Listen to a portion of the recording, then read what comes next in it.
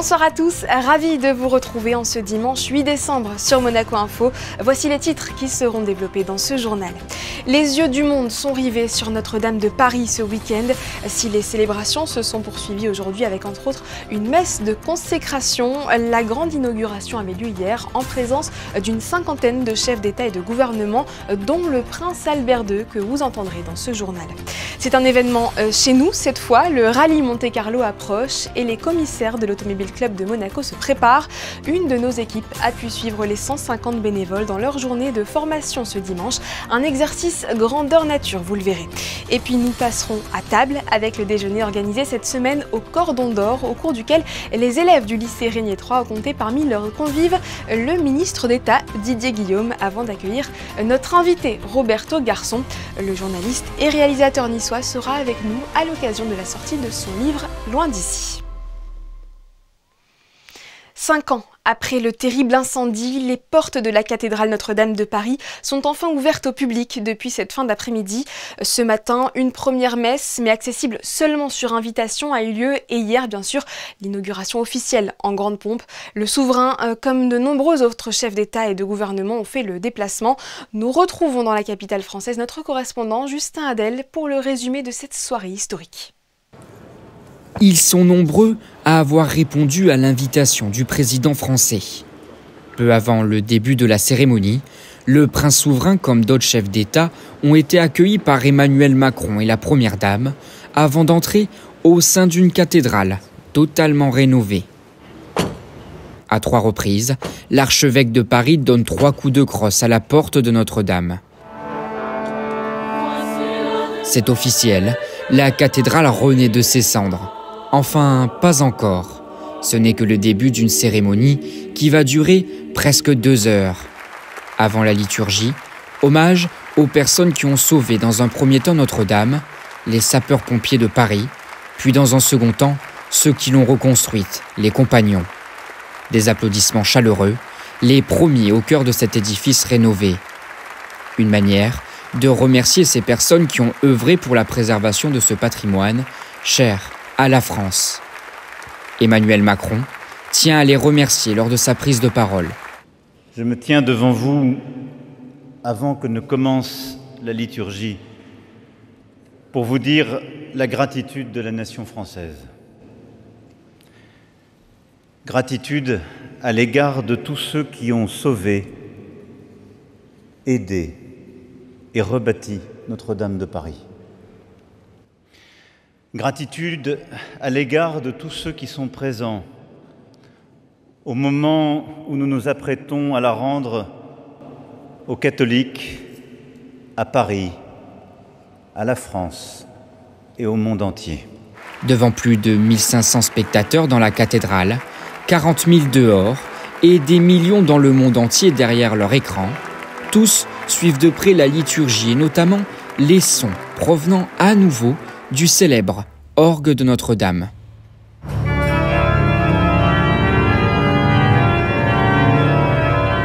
Une cérémonie qui n'a laissé personne indifférent, y compris son Altesse Sérénissime, le prince Albert II. Beaucoup d'émotions, j'étais plus revenu à Notre-Dame de Paris depuis très longtemps et donc voilà, mais bien sûr comme tout le monde j'avais suivi ce drame il y a 5 ans et puis j'avais pu voir bien sûr plusieurs documentaires sur sa reconstruction, mais de le voir vraiment et de voir cette belle illumination et cette belle ferveur, c'était beaucoup d'émotions, c'était une très belle cérémonie, puis je pense que c'est un message vraiment d'espoir. Le prince souverain invite aussi tous les monégasques à se rendre à Notre-Dame. Je crois que c'est important, je crois pour tout chrétien, pour tout croyant, mais même pour des non-croyants, de ressentir cette émotion que l'on ressent dans ce lieu magnifique et merveilleux. Et il y a quelque chose de particulier. Et je crois que si on n'a pas visité Notre-Dame une fois dans sa vie, on passe à côté de quelque chose de très important spirituellement et au point de vue de l'émotion. Ce dimanche matin, une messe inaugurale permettait la consécration de l'autel. La première messe en présence du public. Pour les prochaines semaines, l'affluence s'annonce très élevée. Les réservations des visites ont explosé jusqu'à même créer de longues listes d'attente sur Internet. Notre-Dame est de retour pour la plus grande joie du monde entier. De son côté, la princesse Charlène participait au traditionnel bal de Noël à l'hôtel de Paris hier soir en tant que marraine de l'événement. Cette 19e édition avait pour thème Paris-Monte-Carlo. Une vente aux enchères de la maison Sotheby's a permis de récolter des fonds en faveur de la Fondation Princesse Charlène afin de soutenir ses projets pour la prévention de la noyade et de l'éducation des enfants à travers les valeurs du sport. À propos de sport, la 93e édition du rallye Monte-Carlo approche. La compétition débutera le 23 janvier prochain. Pour s'y préparer, 150 commissaires de l'Automobile Club de Monaco suivent des formations poussées. Émilie Flamin et Thomas Deus ont assisté à un exercice de mise en situation ce dimanche matin. Regardez. Ils sont les yeux de la direction course pendant les rallyes, les commissaires. Et toute la journée, ils étaient sur le terrain pour un test grandeur nature. Pour l'occasion, des membres du club ont sorti leur voiture pour créer des faux équipages rallye. L'objectif, pouvoir réagir en toutes circonstances. Il y en a qui ont des scénarios qui vont devoir jouer pour voir si les gens tombent dans le panneau ou pas. Typiquement, il y en a qui vont être en avance, il y en a qui vont être en retard. Un exemple, c'est que si vous vous arrêtez plus d'une minute, ça déclenche les systèmes de sécurité pendant le rallye. Donc là, il y a des gens qui vont simuler un arrêt prolongé. Dans cette minute, vous devez, typiquement, si vous crevez, dire écoutez, tout va bien, on répare la voiture, donc il y a un bouton OK. Donc vous avez une minute pour faire ça. Donc il y en a qui vont jouer le jeu de dépasser cette minute. Il y en a qui vont dire on a le feu à bord. Il y en a, etc. Donc ils ont fait une série de scénarios pour chaque équipage afin de voir si les commissaires vont réagir ou attraper ou saisir l'événement, on va dire, pour que ça se passe bien. Parallèlement, les équipes de la direction course sont sur le qui-vive derrière leurs écrans pour suivre en direct le faux rallye. Nous utilisons des écrans de contrôle qui nous permettent de voir les pointages de chaque concurrent à chaque point de contrôle. Nous permet aussi de voir les temps effectués dans chaque spécial chronométré et les éventuelles pénalités ou problèmes que pourraient avoir les concurrents sur tout le parcours du rallye. On se sert également du tracking. On a le même matériel qui sera utilisé au mois de janvier. Les concurrents ne seront pas les mêmes, la vitesse ne sera pas la même, effectivement. L'adrénaline non plus, mais c'est un tour de chauffe qu'on fait au mois de décembre, donc pour être au top tous ensemble au mois de janvier. Une simulation dans les conditions du réel comme répétition pour le grand jour durant la manche inaugurale du championnat du monde des rallyes WRC du 23 au 26 janvier prochain. Encore un bon exercice pour les élèves du lycée Régnier 3. Dans leur restaurant d'application Le Cordon d'Or, situé au sein même de l'établissement, les étudiants en bac pro et BTS hôtellerie-restauration ont reçu mardi dernier la visite du ministre d'État Didier Guillaume, du ministre de l'Intérieur Lionel Beffre et du directeur de la DENJS Jean-Philippe Vinci pour un déjeuner un peu particulier. Les détails dans ce reportage d'Émilie Rousseau et Arnaud Imbert. Ravioles du Dauphiné gratinées au Beaufort, tartiflette, tome de Savoie, pas de doute, le menu du jour proposé au Cordon d'Or mardi offrait un savoureux voyage dans les Alpes suisses pour une occasion doublement particulière. Alors on est sur un service un petit peu particulier par rapport à ce qui peut se produire habituellement au Cordon d'Or. On est effectivement sur une épreuve d'examen qui est un petit peu particulière, puisqu'on demande aux élèves en fait de nous accueillir dans une table d'hôte dans les alpages, donc avec une ambiance savoyarde dans les plats, dans les vins, dans les mets servis, et à l'élève de s'adapter à ce sujet d'examen. Donc c'est un bel exercice, on en a déjà vécu un avec Monsieur Vinci, le directeur de l'Éducation nationale, il y a un peu plus d'un mois maintenant. Et il a souhaité retenter l'expérience et cette fois-ci de convier deux personnes importantes de VIP de la Principauté. On est heureux de les accueillir effectivement ce midi. Et ce n'est pas la première fois que les élèves de Bac Pro et BTS hôtellerie-restauration du lycée Régnier 3 reçoivent des invités prestigieux. Le directeur de l'Éducation nationale de la jeunesse et des sports, Jean-Philippe Vinci, avait déjà été l'invité du Cordon d'Or. C'est lui qui a souhaité renouveler l'expérience en conviant notamment le ministre d'État, Didier Guillaume, et le ministre de l'Intérieur, Lionel Beffre. Antonin est étudiant en première année bac professionnel hôtellerie-restauration. Il a été choisi pour servir cette table VIP. Aujourd'hui, c'est un test que je trouve assez honorifique parce que c'est un don de confiance que mes professeurs me font par rapport on va dire, à la qualité de la table. Donc je suis plus honoré que stressé de servir ces messieurs. Lors de sa formation, Mélanie a déjà eu l'opportunité de servir dans des occasions particulières. Elle était en avril dernier à Paris pour un dîner organisé par les élèves du lycée Régnier 3 en présence du prince Albert II pour les célébrations du 75e anniversaire de l'adhésion de Monaco à l'UNESCO. Cette nouvelle expérience est plus que bénéfique dans son cursus. On a découvert le sujet ce matin de ce qu'on allait servir. Aujourd'hui, on est dans un chalet d'alpage. Et les clients vont avoir des menus à choix, comme vous allez découvrir en regardant dans la salle. Et donc le thème, c'est vraiment famille, convivial, service à la française. Cette épreuve test est primordiale pour les élèves, et ce afin de se mettre dans les meilleures conditions possibles pour leurs examens de fin d'année.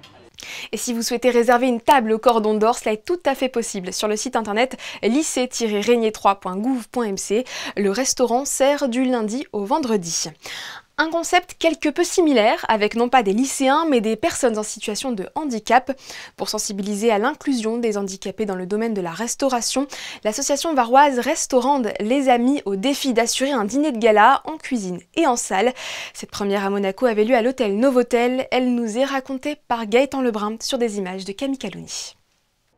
En partenariat avec l'association Restore End, le Novotel a accueilli hier les plus grands chefs de la principauté à l'occasion d'une soirée sur le thème d'un dîner d'exception pour la solidarité, une initiative de l'ancien chef de cuisine du Palais Princier Gilles Brunner et du chef du Novotel Fred Ramos. De nombreux jeunes en situation de handicap ont été accueillis dans les cuisines du Novotel et ont participé à la réalisation de ce dîner en contribuant à la création des plats aux côtés des chefs, mais aussi en assurant le service en salle. Je suis très heureux que ce soir d'accueillir toutes ces personnes qui sont en situation de handicap, et ça fait plaisir de les voir œuvrer avec nous. Ils sont heureux, ils ont le sourire, ils ont des paillettes dans les yeux, donc c'est vraiment un bonheur. Donc quand on m'a demandé de faire cette soirée, j'ai de suite dit oui. On a quand même plus de 60 personnes ce soir, donc c'est un bonheur. Et puis je vois les jeunes qui sont vraiment heureux d'être là, ils prennent des photos, ils ont les caméras, c'est vraiment fabuleux. J'étais au lycée de la Colette à Toulon. J'ai eu mon CAP du coup de cuisine là-bas. Du coup là je prépare un CAP de service. Je suis au restaurant à la Seine-sur-Mette, la Frégate. Là, on va faire de la purée au brocoli, des oranges séchées, de la sauce, du rouget, du suprême de mandarine. Démontrer que les personnes en situation de handicap peuvent parfaitement s'intégrer au milieu de la restauration, c'est l'objectif que s'est fixé Eddy Bonjean en créant l'association Restore End. Chaque année, l'association prend en charge des dizaines de jeunes afin de les former au mieux auprès des professionnels de la restauration. Alors l'association, elle sert pour la mise en avant des personnes en situation de handicap dans les métiers de la restauration. C'était la première association en France dans ce créneau-là pour les métiers de la salle au départ. Ensuite, ça s'est développé sur tous les métiers de la restauration. Donc ça sert à démontrer que les personnes, j'aime pas trop le terme, mais en situation de handicap, sont capables de faire aussi bien que monsieur, madame, tout le monde, voire des fois même mieux. Et puis ça permet aussi de sensibiliser mes partenaires, mes collègues restaurateurs ou hôteliers à la prise du handicap par les embauches, simplement en adaptant les choses, en y mettant un petit peu de bonne volonté. D'autant que le secteur de la restauration est un secteur qui recrute particulièrement. C'est l'une des traditions de Noël qui s'est ancrée dans le calendrier monégasque, la vente aux enchères des sapins par Action Innocence. Avec ce rendez-vous, l'association récolte des fonds pour continuer de sensibiliser aux dangers d'Internet sur la jeunesse. Je vous propose d'écouter sa présidente ainsi que la secrétaire générale et l'une des administratrices de l'organisation. Ça fait depuis 20 ans qu'Action Innocence organise la vente des sapins d'Action Innocence dans le lobby de l'hôtel de Paris. Les modalités, donc, déjà le jour, c'est mercredi prochain, le 11 décembre à 18h30. À partir de lundi, on peut venir découvrir les sapins qui sont installés dans le lobby. Cette année, on a 26 sapins. Les fidèles, comme depuis longtemps, Cartier, Zarina, Isabelle Christensen, Riva, les hôtels, l'hôtel de Paris, Hermitage, etc. Nous avons 7 nouveaux sapins. La maison Zenia, il y a le groupe Giraudi, La nouveauté, c'est aussi que certains sapins viennent non pas avec un cadeau, mais avec une expérience. Sans cette vente aux enchères, nous n'existerions pas. Il est très clair que notre argent ne vient que de cette vente aux enchères. Pour nous, c'est fondamental, c'est existentiel, donc c'est vrai que c'est important que cet événement fonctionne, surtout que nous avons de plus en plus de projets en cours. Maintenant, nous faisons, au-delà des formations des enfants et des préventions, les formations du personnel enseignant. Nous faisons ces formations, la majorité des cas, en tout cas à Monaco, gratuitement pour les établissements. Actuellement, par exemple, nous assurons les formations du personnel de l'Académie de musique et nous avons beaucoup d'autres demandes et de projets en cours. Ce que vous souhaitiez au départ, c'était protéger l'enfance. C'était protéger l'enfance, c'était, comment dirais-je, les avertir. Comme vous savez, notre motto est oui à Internet, non à ses dangers. Ce n'était pas de leur dire non, n'utilisez pas les téléphones, ça de toute façon, on voit le résultat, on aurait vu le résultat. Mais c'était simplement pour que les parents aussi, parce que je crois que maintenant, nous avons, dans les écoles nous intervenons, et j'ai eu des échos par ma famille, par des amis, par beaucoup de monde, que nos cours étaient quand même entendus, si vous voulez. On attirait leur attention. Donc je pense que ça c'est bien, mais je pense que ce qui est encore mieux, c'est de sensibiliser les parents à ce problème. Des propos recueillis par Patricia Navarro. Je rappelle donc que la vente aux enchères des sapins de Noël d'Action Innocence aura lieu mercredi prochain, le 11 décembre, à 18h30 à l'Hôtel de Paris.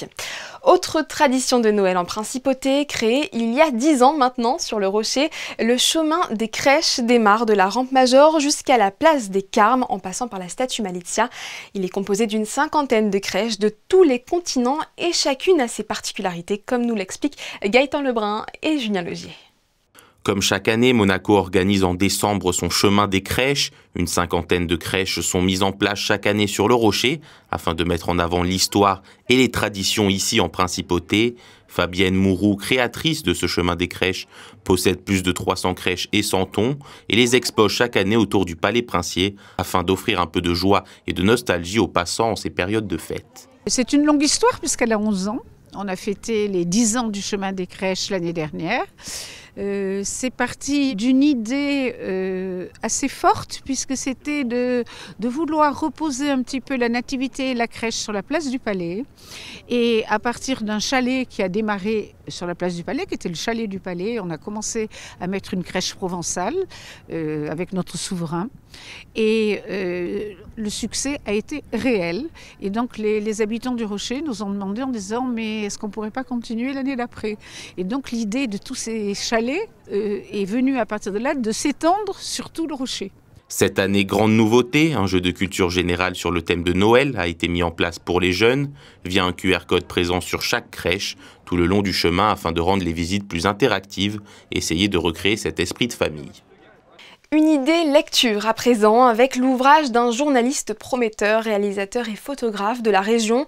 Roberto Garçon a publié son premier livre intitulé Loin d'ici, un roman autour de la question de la liberté qui a nécessité un voyage hors norme à travers le globe.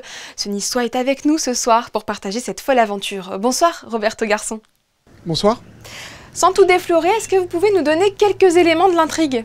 Alors l'intrigue de mon livre Loin d'ici, c'est un récit autobiographique qui retrace plusieurs aventures que j'ai vécues à travers le monde. Alors en quelques mots, sans spoiler ou déflorer l'intrigue, ça raconte en fait la vie que je menais à Paris lorsque j'étais journaliste, qui était la vie dont j'avais toujours rêvé. Et un jour j'ai décidé de tout quitter parce que je me suis posé cette question, suis-je libre ? Et finalement, qu'est-ce que c'est d'être libre ? Et donc le livre retrace 6 mois d'aventure à travers le monde où je pose cette question, où j'interroge cette question de la liberté à travers différents pays, différentes communautés à travers le monde. Vous dites que l'idée de ce voyage, elle vous est venue d'une citation de Rosa Luxembourg, celui qui ne bouge pas ne sent pas ses chaînes. Expliquez-nous. Alors exactement, cette citation, ça a été un petit peu le point de départ de ce voyage parce que je vivais donc la vie dont j'avais toujours rêvé d'être journaliste, de travailler pour des grandes émissions et j'ai atteint cette vie très jeune finalement et en fait finalement je me suis aussi rendu compte à travers le temps qui passait, j'ai fait ça pendant 2 ans, que je tombais dans une zone de confort, qu'elle soit affective, physique et donc à un moment je me rendais compte que si cette vie-là ne suffisait pas, alors nécessairement c'était le mouvement qui allait me permettre de vivre autre chose. Et au-delà, cette citation, je pense qu'elle peut parler à tout le monde, c'est-à-dire qu'il faut sortir de sa zone de confort, il faut faire trembler ses chaînes pour se rendre compte de ce qui nous contraint, de ce qui nous rend pas libre, et donc partir était nécessaire, ça devenait limite une évidence. Quel a été votre parcours? La première escale, je crois, est la Jordanie? Exactement, alors le parcours il s'est fait entre 4 pays différents, donc la Jordanie, l'Amazonie équatorienne, le Brésil et ensuite la Thaïlande. Et en fait dans chacun de ces endroits je suis donc venu interroger cette notion-là de la liberté, et le cœur du livre et le cœur du voyage c'était surtout l'Amazonie équatorienne, dans laquelle j'ai passé 1 mois en vivant au sein d'une communauté indigène. Quel a été le moment le plus marquant ou la rencontre qui vous a le plus touché? Alors des rencontres, il y en a eu plein, je dirais que c'est peut-être un couple en Amazonie équatorienne justement, Diego et Lucia qui ont été, j'étais avec un ami pendant ce voyage-là, et c'est un couple qui nous a accueillis pendant plus d'1 mois au cœur de la jungle, et ce livre il est aussi pour eux parce que on fait face à des personnes qui ont un mode de vie radicalement différent du nôtre. Et je pense qu'encore aujourd'hui, ça fait maintenant 2 ans et demi que je suis rentré, et 2 ans et demi que j'étais dans cette jungle. Et il n'y a pas, je pense, une semaine sans que je pense à eux. Et d'ailleurs, tous mes revenus, je les reverse à la communauté dans laquelle j'étais. Donc indéniablement, cette rencontre marquante, voilà, elle me quitte toujours pas aujourd'hui. Et la chose la plus improbable que vous ayez faite dans le cadre de ce voyage, vous avez pris des risques aussi? Exactement, des choses improbables, il y en a eu beaucoup. Je pense peut-être à... Alors il y a beaucoup de moments, je réfléchis. Je pense peut-être à une expédition qu'on a fait lorsqu'on était justement en Amazonie, c'était sur les derniers jours. On est parti avec plusieurs membres de la communauté dans laquelle on était pour aller chercher de la nourriture, parce que la communauté connaissait une grande faim à ces moments-là, et on s'est retrouvé, alors voilà, pareil, hors contexte, ça va paraître un peu bizarre, mais on s'est retrouvé un moment dans une rivière à l'autre bout de la jungle, à un endroit où j'aurais jamais imaginé mettre les pieds, avec des poissons morts qui remontaient à la surface, avec aussi des sangsues qui nous chopaient le mollet. Et ça fait partie de ces moments où on se dit ok, qu'est-ce que je suis parti qu'est-ce que je suis parti chercher ici? Qu'est-ce qui fait que je me retrouve là-bas à lutter pour survivre avec d'autres personnes qui font ça constamment juste pour avoir quelques poissons en plus, pour presque mourir, pour vivre un peu mieux. Et ça fait peut-être partie de ces moments-là qui pareil, ne me quittent jamais, où je me dis ok, il s'est quand même passé quelque chose pendant ce voyage, et c'est pour ça que j'ai voulu écrire là-dessus. Et morale de l'histoire, il ne suffit pas donc de partir pour être libre? Exactement.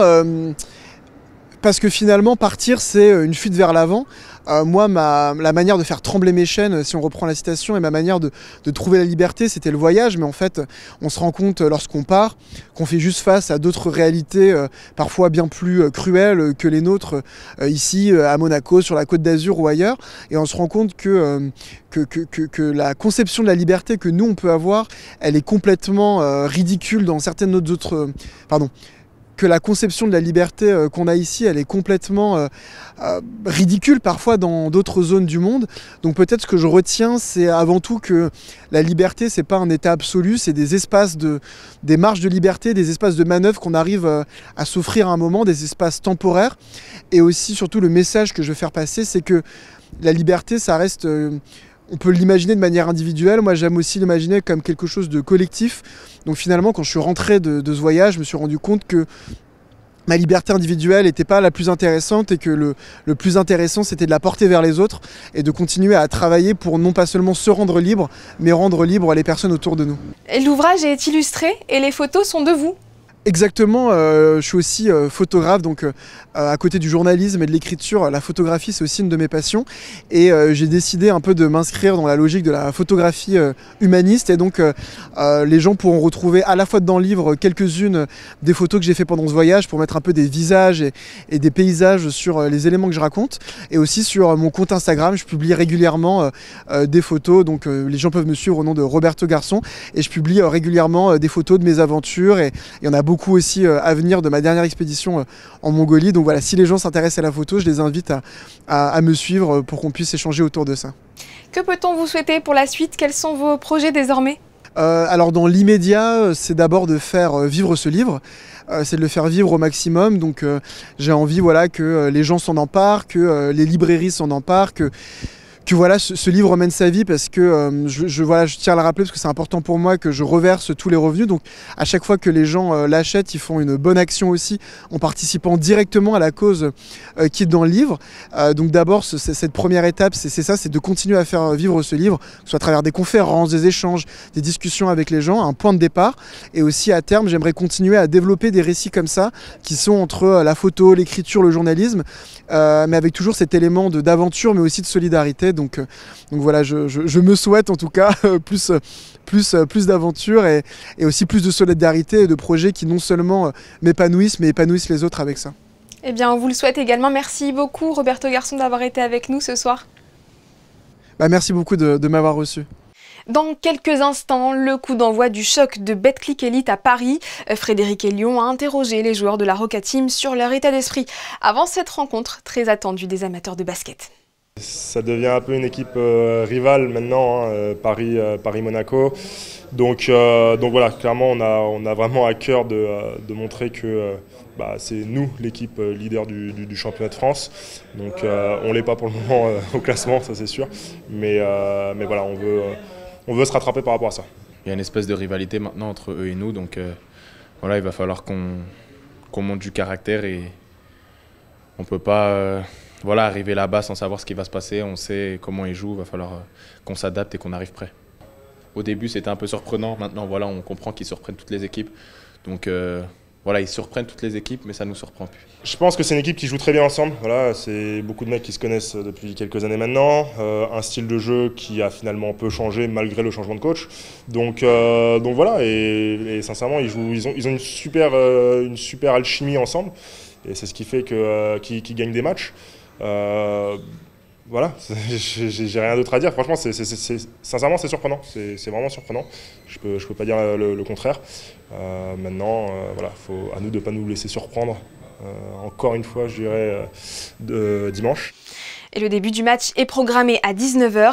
Il est possible de le suivre gratuitement en direct sur la plateforme DAZN. Passons aux résultats sportifs du week-end avec de la Formule 1 d'abord et Charles Leclerc qui a décroché sa place sur le podium au Grand Prix d'Abu Dhabi. Le pilote monégasque a passé la ligne d'arrivée 3e. C'était inespéré hier, à savoir que la course a été remportée par Lando Norris cet après-midi. Pour rappel, cette dernière épreuve marquait la fin de la saison 2024 de F1 qui aura vu Max Verstappen remporter le titre pilote et McLaren décrocher celui des constructeurs. Dans le classement final des pilotes, Charles Leclerc est 3e et Ferrari 2e au classement constructeur. En foot, c'est une victoire pour les Rouges et Blancs qui se rapprochent du PSG au classement de Ligue 1. Face à Toulouse hier, l'AS Monaco a remporté le match 2-0 grâce à des buts de Singo et Mbolo. Avec ce beau succès, l'ASM est provisoirement 2e et compte 5 points de retard sur Paris, toujours leader. Un coup d'œil sur vos prévisions météo de demain avec Émilie Flamin. Bonsoir Émilie. Bonsoir Sarah, bonsoir à tous. Demain encore, les nuages seront omniprésents en principauté. Nous aurons quand même la chance d'avoir quelques courtes éclaircies au long de la journée. Les températures, quant à elles, varieront de 7 degrés le matin à 13 l'après-midi. Et en ce lundi 9 décembre, nous fêterons l'Immaculée Conception. Merci Émilie. Oui, l'Immaculée Conception dont la messe sera retransmise en direct sur notre antenne à 18 h. Ce lundi, ne manquez pas non plus la sortie d'un nouveau podcast Monaco Info. Geneviève Berthy recevra Éric Larchevêque, entrepreneur à succès connu du grand public pour son rôle de juge dans l'émission Qui veut être mon associé. Ce journal touche à sa fin. Merci à tous de l'avoir suivi. Vous retrouverez demain à la présentation Émilie Rousseau. Quant à moi, j'aurai le plaisir de vous retrouver le week-end prochain. Excellente soirée.